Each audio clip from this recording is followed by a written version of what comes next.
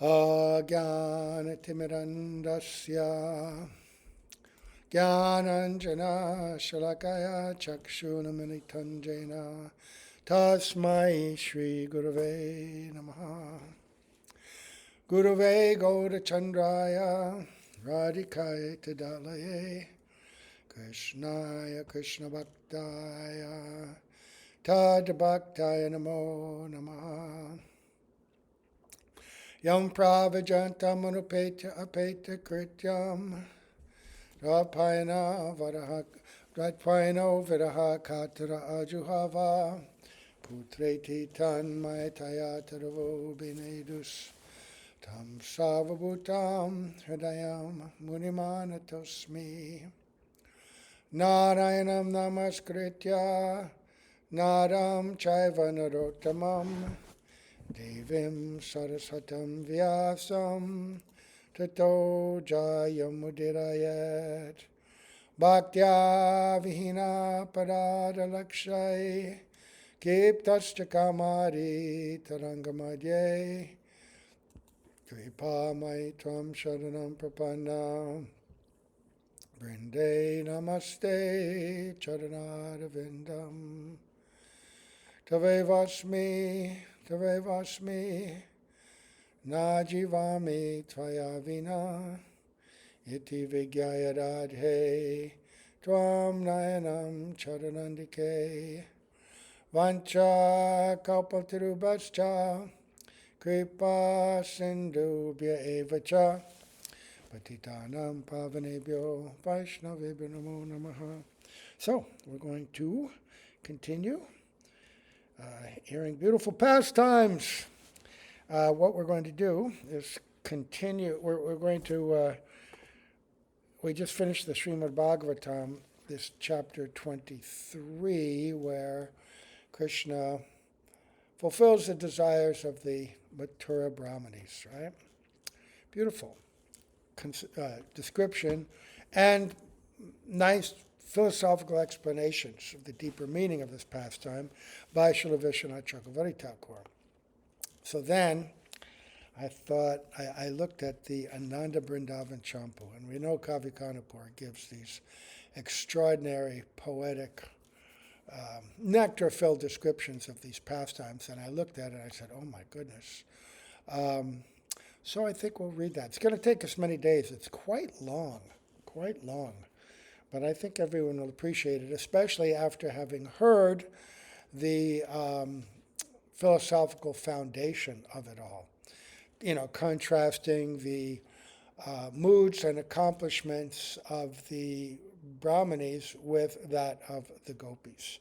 So we'll begin by offering our most humble obeisance unto the lotus feet of our beloved Gurus, unto Sri Guru Pada Padmanitya Bhavishta Om Vishnu Pad Asta Tarasat Sri Simad Abhaya Charnaravinda Bhakti Vedanta Swami Maharaj Srila Prabhupada and Sri Guru Pada Padmanitya Bhavishta Om Vishnu Pad Asta Tarasat Sri Simad Bhakti Vedanta Narayan Goswami Maharaj, unto our exalted Rupanuga Guru Varga, and to all the assembled Vaishnavas and Vaishnavis. Right, so I'm just checking real quick. Oh my, this is very long, but nectar filled. So I'll try not to interject too much, but that sort of helps, because if I just read and read, sometimes people drift off, right? Especially with my voice. So this is chapter 13 of Ananda Vrindavana Campu, favoring the wives of the Brahmanas. So he left off, the last pastime was stealing the clothes of the young Brajakumaris, the gopis, right? So that's how he begins. He begins by saying, while performing the pastime of stealing the gopis' clothes, Krishna temporarily forgot about tending the cows. As he returned to his friends, Krishna savored bliss within his heart, produced by eating the deliciously sweet fruit borne on the creeper of conjugal love. Balaram, the wielder of the plow, and the cowherd boys enthusiastically welcomed Krishna with feelings of joy. They entered the forest to continue their merrymaking and tending the cows. So then, remember, this pastime took place like now, right? This November time. And in the Bhagavatam, it describes how the next pastime took place in the warmer time. I don't know if it's spring or summer, but let's see how he transitions. Krishna glorified Balaram and his intimate friends. Hey, cultured friends. Oh, Stoka Krishna, I am so happy to see you. Oh, Amshuman, even while fighting, your body looks beautiful and elegant. O Sridham, you are adorned with the opulent garland of all good fortune. Right. Sridham, let's see, he's the older brother of Srimati Radharani. Right. So, hey Subal, your strength is the wealth of your intense love. Subal's a little younger than Krishna. Right. He's a very special Priyanarma Saka. Very beautiful. Many pastimes with him. O Arjun, your white color is due to the pure fame of your deep love.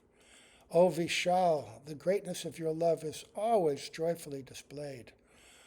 O Ojasvi, you are elegant due to your brilliant strength.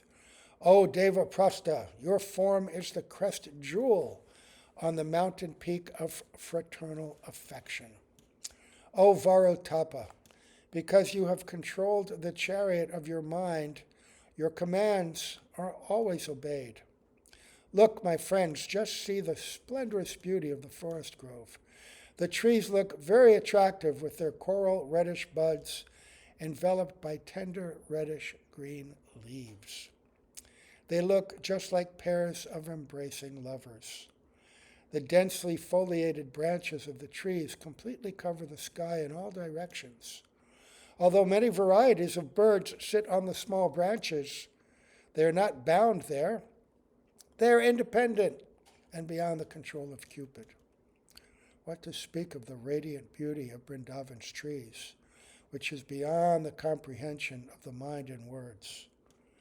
Even if one takes birth in the effulgent and worshipable land of Vrindavan as an insignificant plant, he should still be accepted as a saint. So we're getting this description. Perhaps you've been in beautiful forests, or seen pictures or little movies of them. Some of these tropical forests, places in Hawaii where very many varieties of fragrant flowers are there, beautiful trees, beautiful leaves. But when you hear this description of the Vrindavan forest, remember each of these trees is kalpavriksha. They can manifest themselves in infinite ways to fulfill the desires of Krishna. And the colors, the sheer number of them all, just everything is covered with beautiful leaves, beautiful buds, fragrant flowers, birds, multicolored birds everywhere. Incredible. He goes on to say, hunters attain the supreme happiness by using their bows and arrows to spoil the enjoyment of their enemies. Saints find delight within their purified minds and softened hearts. Karmis reap the fruits of their piety to taste the joy of heaven. Kshatriyas take pleasure in killing tigers and taking their skins as spoils. But just from the bark, leaves, or fruit of a tree in Vrindavan, one can derive inconceivable happiness. Taking birth as a tree in Vrindavan, therefore, is itself a perfection fulfilling all the needs of the soul. So what is additionally auspicious about these trees? They are the servants of everyone, and they give all of their wealth, bark, leaves, fruit, right? Fragrance, everything for those in Vrindavan. They are the complete servants of the Brajbasis. So what could be more wonderful, right, than to be one of these trees? If our perfection is to become servants of the servants of the servants, it's naturally, and the gopis glorify, right, these trees. Krishna is glorifying these trees. So, and they are the witnesses of pastimes. They're the friends of the cowherd boys who climb on them, who swing from their vines. The birds take shelter. The monkeys take shelter in their branches, right? And they're also the servants of the gopis and Krishna in their conjugal affairs, because they create beautiful groves and kunjas for them to be within, right? They create the environment for these splendid pastimes. So the trees are so glorious. So by speaking such matchless, enchanting words, Krishna fulfilled the desires of his friends. Continuing his delightful childhood pastimes, Krishna meandered along behind the cows. Since the cows had eaten a lot of grass, they felt thirsty and walked slowly. Out of affection, Krishna brought them to the Jamuna to drink some water. The tall trees on either side of the sandy bank provided soothing shade, because it gets hot even in that Vrindavan, right? But that heat, it's a wonderful thing, because then it allows the clouds to serve by providing shade and gentle raindrops. It allows the trees to serve by providing cooling shade, right? The caves also to provide comfort, right?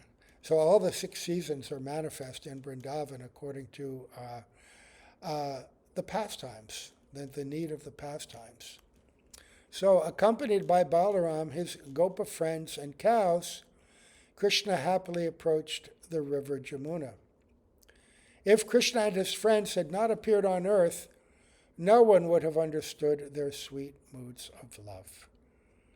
Right? And in Chaitanya Charitamrita, in the 4th chapter, it's described that Krishna said, I want to come to display these pastimes so that people will have a chance to understand this topmost quality of love, unimpeded by any conception of Aishwarya. Not that Aishwarya is not there.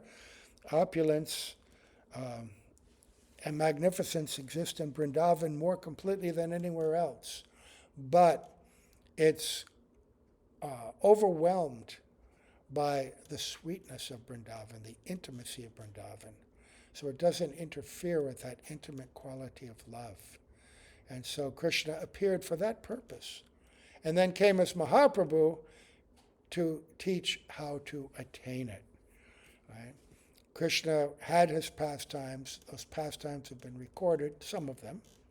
By hearing those, the greed to enter into them may stir and awaken in the heart. But Mahaprabhu came to teach the method to go to Vrindavan. And then those who follow him in subsequent generations have taught this. So, while the cows sipped the crystal clear water, Krishna rested on the root of a tree beside the path. Shining radiantly, Krishna made a plan within his mind to test the loving affection of the chaste wives of the Vedic Brahmanas. Right, you ever seen these big trees with big roots sticking out? Krishna would use them as a pillow, but of course, it wouldn't be hard and unyielding like roots that we know. Everything in Vrindavan accommodates the pleasure of Krishna. Even the thorns become soft, right? And they can't pierce the skin. So these roots become very comfortable as a way to rest. And then the cowherd boys surround Krishna, massage his feet, massage his arms, sing very beautiful songs to him, and he becomes completely enraptured by their love. He doesn't have to rest. If he can lift Govardhan Hill on his little pinky for an entire week without becoming fatigued, why would playing with some cowherd boys, young boys, make him fatigued? But he becomes fatigued so that they can have exchanges of love. He becomes controlled by their service, their singing, their massage, their offering their full love to him. But now, while he is resting, he's planning to test the loving affection of the chaste wives of the Yogic Brahmanas. Playing Yogic Brahmanas means those Brahmanas who are performing yajna, sacrifice, right? Playing and roaming through the forest all day with the cows made the boys feel tired and hungry. The drops of perspiration on their weary faces looked like dewdrops on wilted lotus flowers. Due to hunger, they looked weak and lusterless. In this distressed condition, the cowherd boys fearlessly appealed to Krishna and Balaram, who were busy relishing the sweet smell of musk that pervaded the air. Right. They had no fear. They're completely intimate. And you might question, well, I thought you weren't having any separate desire. You don't ask for anything, right, for yourself. So they're hungry. Why are they asking Krishna? Like he's some order supplier? No. Because just like with the gopis, the cowherd boys and Krishna, these cowherd boys, they're Kaya Vyuha of Lord Baladev, right? He's expanded all these personalities. And their hearts and the hearts of Krishna and Balaram are one. And whatever is required, where else would they do? Who else would they ask for? They're hungry. And they know that Krishna would not be happy to know that they were hungry and lusterless and weak. So it's natural that they would ask. Just like when the forest fire came, who else would they pray to? Krishna. When they entered the mouth of Aghasura, well, he might be a snake. Doesn't matter. Krishna's here. If we go in there and he is a snake, then Krishna will save us. He's their life and soul. Everything is done in connection with him. But furthermore, if they're hungry, Krishna and Balaram must also be hungry. So let's ask on our own behalf, and that way we'll make sure that they also get some food, right? So their interest and the interest of Krishna and Balaram are completely intertwined. It's not like some separate selfish interests, right? So the boys said, "You are the Supreme Personalities. O Balaram, you are very strong, handsome, and radiant. O Krishna, your color resembles a fresh monsoon cloud, and you have very powerful arms. We are being harassed by hunger, and you should do something about it. We feel like the virulent venom of a snake is burning us. Our raging appetites have turned our bellies into pots of burning fire. We cannot find any relief. O beloved friends, you two brothers must think how to take away our agony." In the pastime with Dhenukasura, they were saying this hunger is like a demon attacking us. You kill demons, kill this demon, right? This gives Krishna pleasure, right?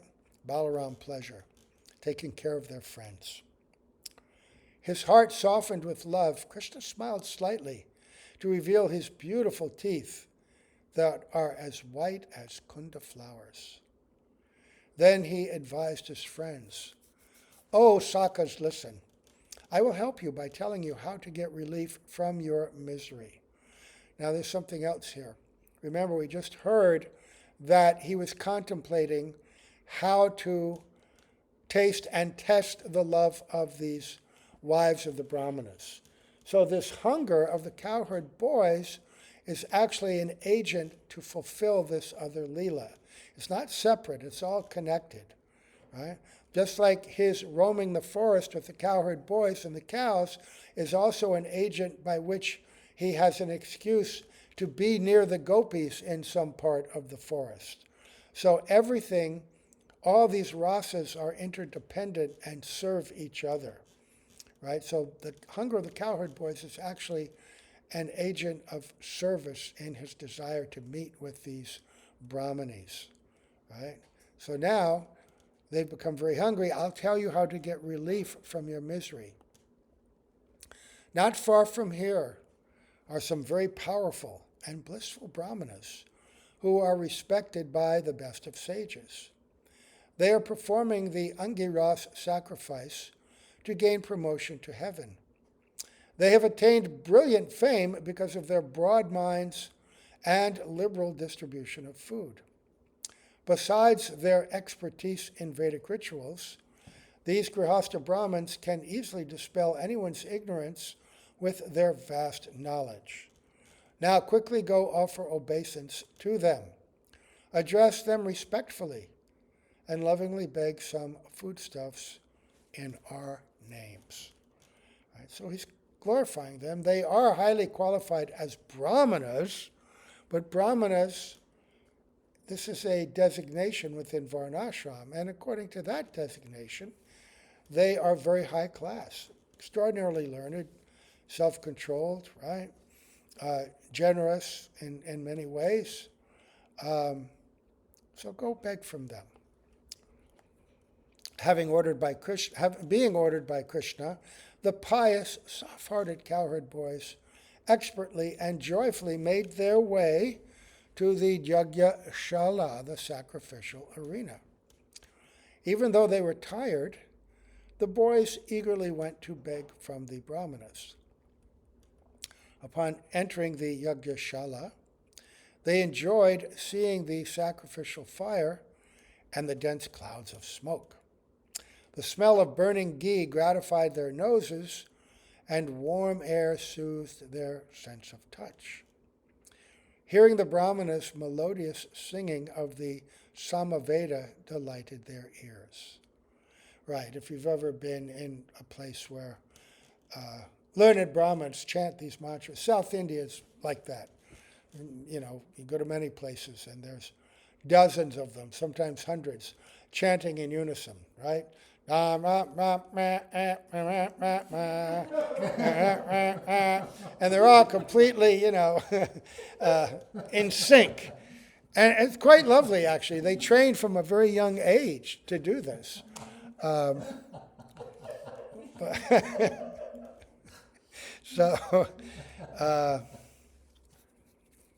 what is their intention, right? You know, you could chant for many different reasons. These Brahmanas are chanting the sacrifice for elevation of heavenly planets. So the boys are very happy by hearing this. The thought that they would soon receive some tasty foodstuffs to offer to Krishna made their tongues salivate in anticipation. Thus, the cowherd boys gratified their senses at the gorgeously decorated Yajna Shala. Right. So they're hungry. They're showing symptoms of hunger, but their symptoms of hunger are tied into the sense of Krishna's hunger, and their sense of satisfaction is tied into thinking that soon Krishna will taste these things. So their symptoms are actually symptoms of ecstasy, right? So out of love of Krishna. So it's not like independently hungry. So now, as Ramachandra, the lord of the Raghu dynasty, is called the Treta Yuga Avataram, because he appeared in Treta Yuga, similarly, this Yajna Shala is also Treta Yuga Avataram because it has three types of fires: Ahavanya, Dakshina Agni, and Garapatya. Okay, I don't know what those mean, but as the city of Ayodhya is Visarayu Param, or beside the flowing waters of the river Sarayu, similarly this sacrificial fire is Visharayu Param, always receiving the constant supply of wood. As King Bhagirath is Samunita Pragavasan, the deliverer of his ancestors, similarly this yajna is Samunita Pragavangsang, or situated on the eastern side of the house. Its presence beautifies the homes of the Brahmana patrons. So we're hearing all this. This is not the Sanskrit, this is English, but these, in Sanskrit poetry, these are very beautiful metaphorical comparisons, right? So, a Brahmana boy who has not completed his brahmachari life is Samekala Kundalangsang, or handsome with his waist belt and ropes made from munja grass draped over his shoulder. Similarly, this yajnik shala is samekala kundalang sang, embellished with different raised seats placed around the fire pits. As the heart of one relishing rasas becomes sampurna pravishta, full by entering the ocean of bhakti ras, the Yagyashala is pravishta ras samutam, complete by its abundance of kushagras. As a house has a kitchen full of cooking pots to serve its guests, similarly the Yagyashala is full of pots of pure ghee and water. As a separated lover's eyes always glisten with tears, similarly this Yagyashala always shines with flames. During the rainy season, rivulets swell with water and make the middle of the river very deep. Similarly, in the middle of the Yagyashala there are deep pots full of foodstuffs. Clubs are used to chastise a gentle, saintly person in the royal assembly of an evil king. Similarly, this Yagyashala has a mortar and pestle for grinding the spices and ingredients used in the sacrifice. Kshatriyas are expert in using their hands for fighting. Similarly, this Yagyashala also has kusa grass and wood called Samit Kushalam. So there's all these poetic references. The Sanskrit words are given. I'm skipping them because there's no diacritics. I'd be completely mispronouncing them. But he's making a comparison, this to this, that to that, right? And also, if you've ever seen, generally when we do yagyas, we do them in a very simple way, right? We just make some bricks, make a nice square. There is a standard by which this is done. Put down the sand, have the coconut, different auspicious items at the corners, etc., mango leaves and all, to whatever extent you can do. But in South India, they have these whole areas that are set aside for yagyas. I mean, these entire little mandaps, right? And inside is an arena, which is used to set up very elaborate sacrifices. So, as Mahesh is always associated with his consort Uma, similarly this yajna is always full of many oblations. Inside the yajna shala, the cowherd boy saw many yajnik brahmanas chanting hymns from the Samaveda. Similarly, of the 4 ways to control somebody, one is called sama, appeasement or making friends. Remember that? We heard that? That's one of the ways the gopis are trying, that sama, right? Appeasement. Flattery. As one enjoys embracing his lover to his chest, similarly hearing the precise enunciation of the hymns pleased everyone's heart. Just as sages have beautiful locks of matted hair, similarly the hymns chanted by the Brahmanas contained many sweet tunes. In every case here, like matted hair, sujatakam, sweet tunes, sujatakam. Because in Sanskrit there are multiple definitions for the same thing. So he's making these comparisons. The breasts of young ladies appear firm and beautiful. Similarly, the Brahmanas singing sounded like a tightly composed display of beautiful poetry. Same words, right? What kind of yajnik Brahmanas were they?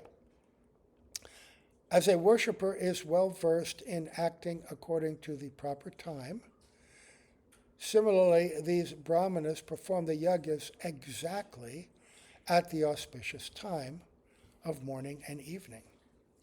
There's a whole science to that, right? There are even websites where you can go where each part of the day is divided up and what's auspicious to do at this time of day or at this time of month, right? What's appropriate and what's inappropriate. So they would do all of this precisely. Now that science is mostly lost. Kshatriyas attain the wealth of victory in battle by repeatedly using their bows. Similarly, the Brahmanas have become wealthy by constantly doing yajnas. By examining the yagyashala, the cowherd boys walked slowly forward. Although they smelled the sweet aroma of the sacrificial fire, their stomachs remained empty and dissatisfied. Their bangles and ankle bells jingled sweetly as they bowed respectfully on the ground before the Brahmanas. Even the King of Heaven esteemed these austere and renowned Brahmanas, who always received the seat of honor at any festival. As personifications of Vedic knowledge, they exhibited extreme gravity, yet they had deep personal feelings. So, in proper society, Brahmanas are honored because they are the teachers of religious principles. Without religious principles, society becomes greatly degraded very quickly. In the 12th canto of Srimad Bhagavatam, it describes how at the advent of the Kali Yuga, the Brahmanas became degraded and avaricious, and then supported unqualified persons as kings. And gradually, step by step, all the Vedic principles and proper knowledge and practices became degraded and misused.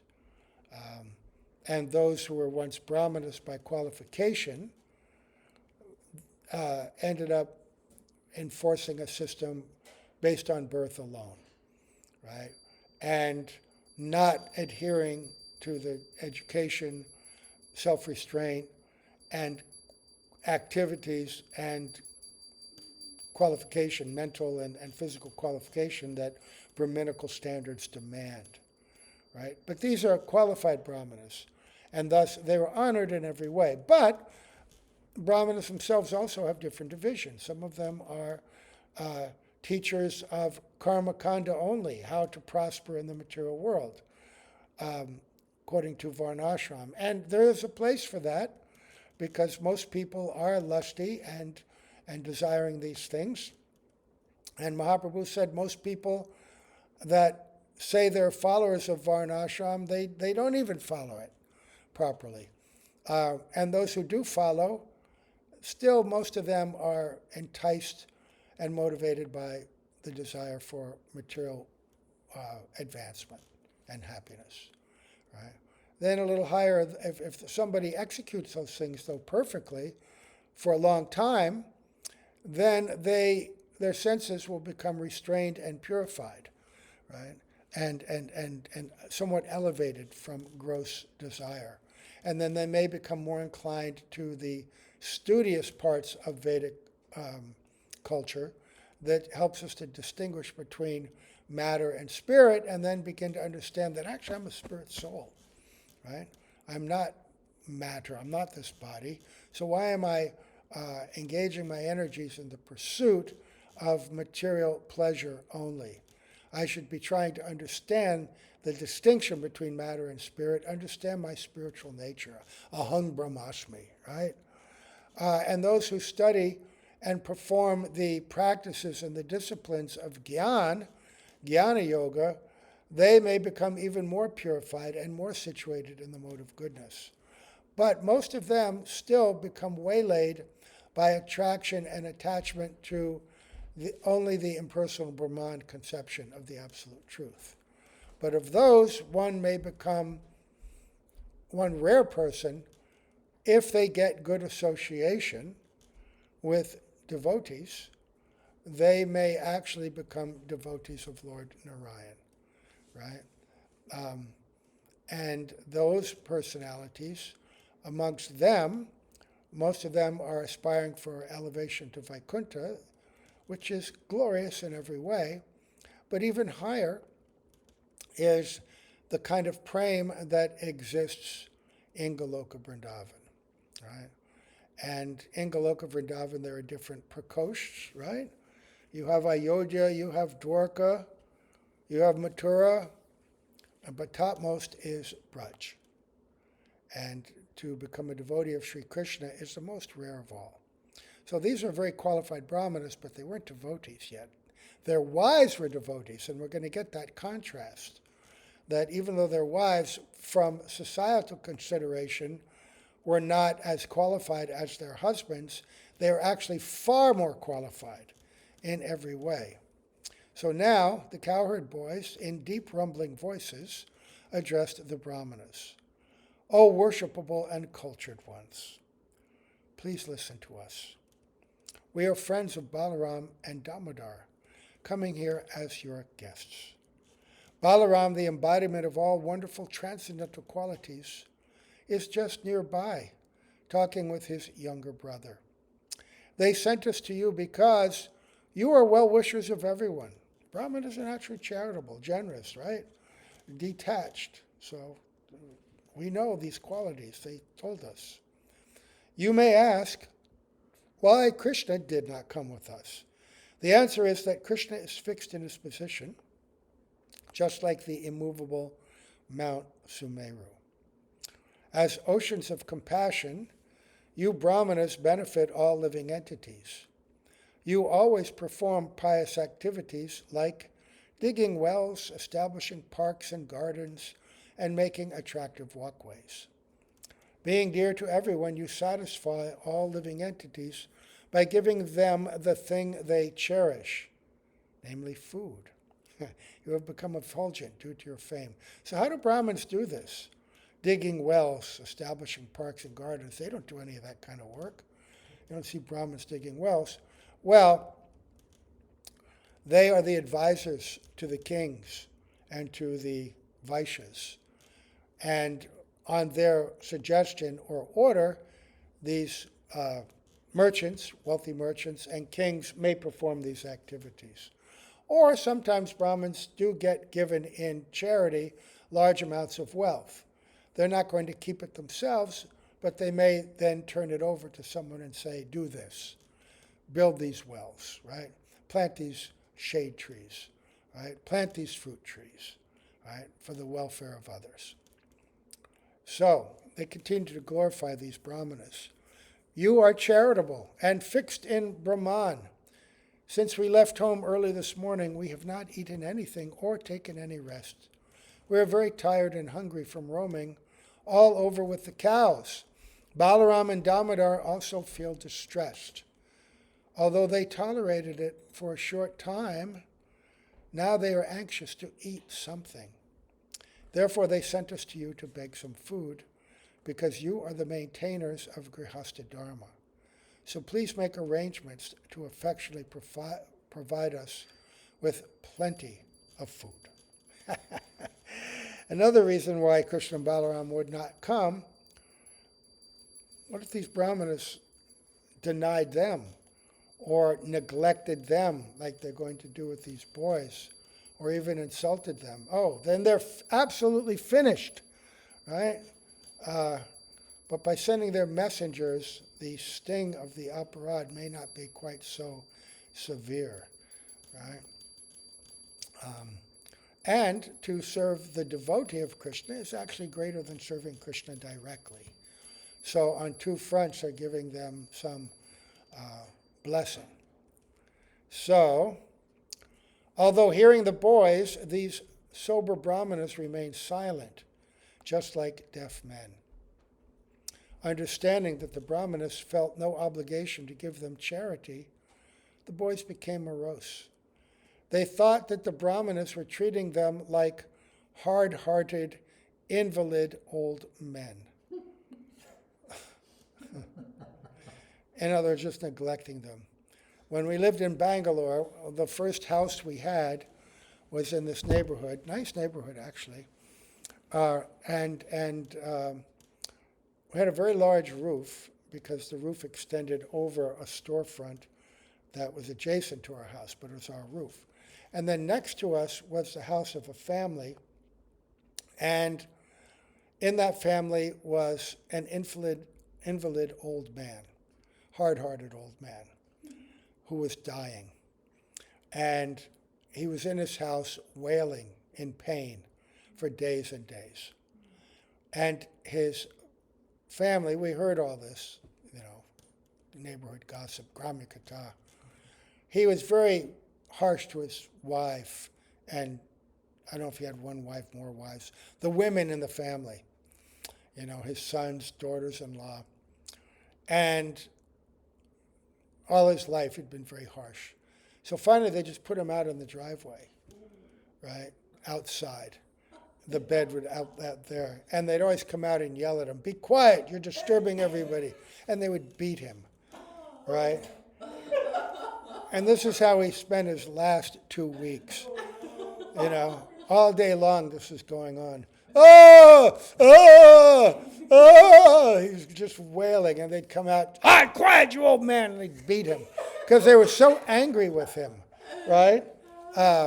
For a lifetime of mistreatment. Right? So they thought, hey, they're treating us like a hard-hearted, invalid old man. Nobody cares for them. He didn't care for anybody during his life. They didn't care for him at this time. Of course, after he died, then they set up the pandal. They put the body out there for the grieving. They grieve for 12 hours or so, 24 hours, all night long, until the next day when they could take him at appropriate time to the crematorium. Then they all sit around and weep. And then you go, all night long. Even though it may have been a little insincere, they went through the motion. Sometimes they hire professional weepers because there's no one who really cares for the person, so they hire people to weep. Right? So, anyway. So, they're treating them. They thought, they're treating us like hard-hearted, invalid old men. Though wise and learned in yajnas, why did the Brahmanas ignore the humble request of the cowherd boys? Perhaps it was not their habit to entertain the requests of young children. Perhaps they disregarded the boys due to their attachment to sacrificing animals, or due to enmity, foolishness, or insufficient piety, or because they had not received any mercy from the Lord. Any of those reasons. The boys' faces turned pale from disappointment. Lamenting over their failure, they unhappily returned to Krishna. Upon noticing their condition, Krishna remained equipoised and displayed a mild smile on his peaceful lotus face. The faces of the boys, however, conveyed frustration in their begging attempt.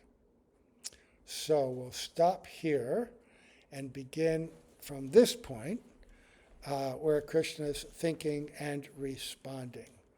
Right? Okay. So, offering obeisance to our beloved Srila Prabhupada, Srila Gurudev, all the assembled devotees, Gaur Premanande, Hari Bol.